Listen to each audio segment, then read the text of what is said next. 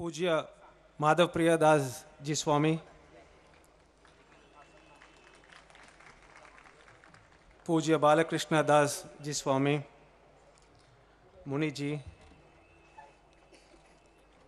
various spiritual leaders on the stage, various dignitaries on the stage, ladies and gentlemen.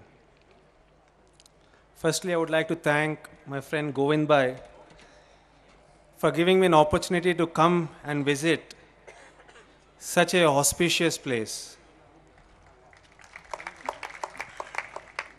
And I feel really blessed that I am in midst of the spiritual leaders of a country.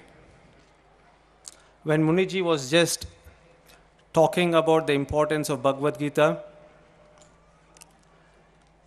it reminded me of my grandfather. My father's father, Jagannath Shastri Ji, was a landlord in a place known as Tenali, which is 6 hours from Hyderabad. His Guruji came in his dream and asked him to renounce all the wealth he had, come to Hyderabad in early 1940s when Nizam was ruling Hyderabad. He told the vision was to come to Hyderabad and spread the message of Bhagavad Gita. And that's the kind of family background I come from, where my grandfather made sure that all his children, all his grandchildren learn Bhagavad Gita and follow Bhagavad Gita. I've been fortunate that he taught me the 12th chapter of Bhagavad Gita known as the Bhakti Yoga. And a lot of people, whenever people took interviews of me, asked, what is the secret of your success? The secret of my success is Bhagavad Gita.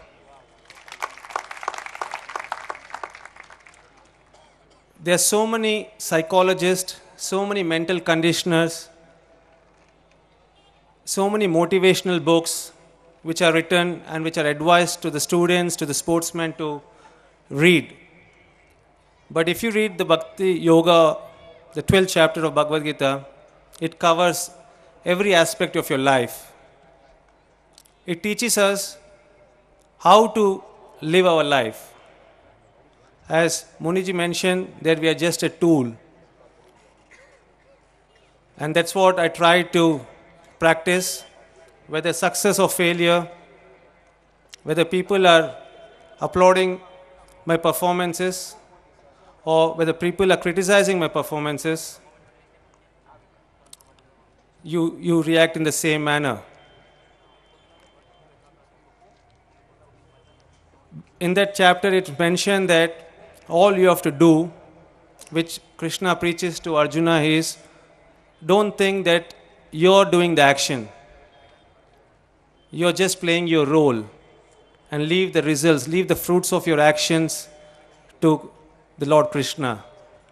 And that sometimes is very difficult to practice because we get involved in the day-to-day activities of this worldly life.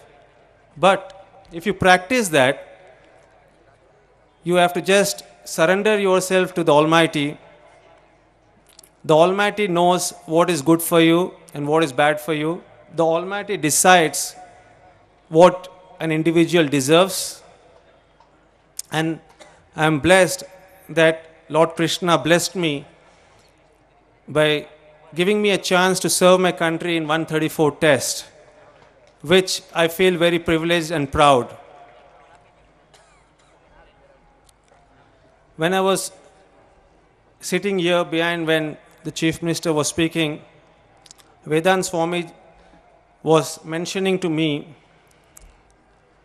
what kind of activities take place in this school, what kind of experiences the students are exposed to. And it's amazing, there is so much of all-round development in the student when whoever are studying here.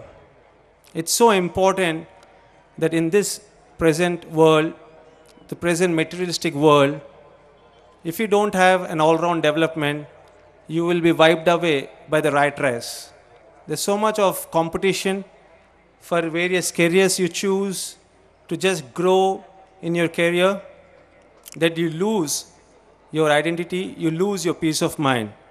But if someone has a foundation like what they're having in this Gurukul, I mean, when you hear the word Gurukul, it reminds me of Mahabharata and Ramayana.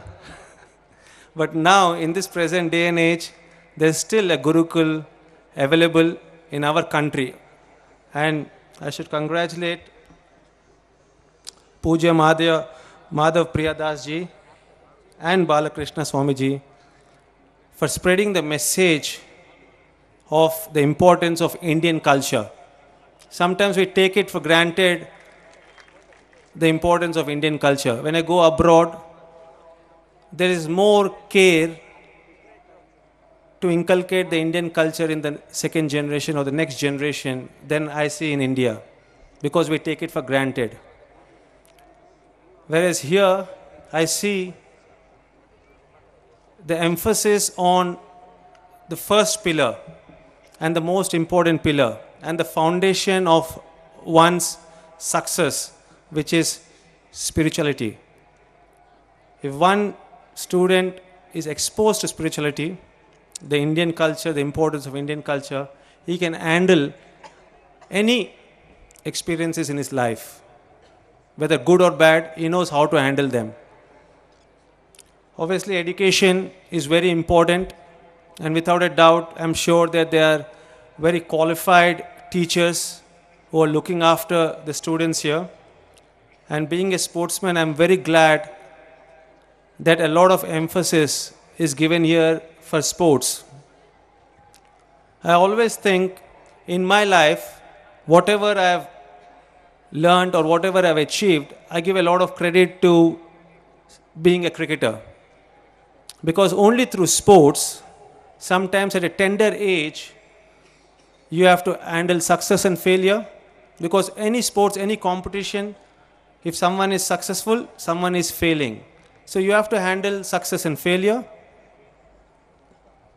The team environment and the team bonding is taught in a sport, because in a sport, it's not an individual who is important, but it's the entire team which is very important. And only through sports you can learn that. Your communication skills, how you talk to your colleagues, how you talk to your teammates is so important. I always give an example that communication skills is so important. If you're a doctor, if you don't have the communication skills, how do you communicate to the patient that he has got an illness and he has to undergo the treatment? If you don't have the communication skills, how do you convince the patient that he has to undergo a surgery? If you don't have the teamwork, a surgeon relies a lot on the nurse, a surgeon relies a lot on the anesthesia guy. It's not only the surgeon who is performing the surgery. It requires the entire team to work towards operating the patient. And the third one is accepting success and failure. You may do your best as a doctor, but sometimes the patient doesn't recover and the patient succumbs to his illness. And the patient's relatives blame you that you didn't do a proper treatment. So you have to handle the dejection and the failure. Sometimes you think and give up on a patient, saying that his illness cannot be treated, but suddenly there is a miracle and the entire relatives of the patient applaud the doctor for doing a good work.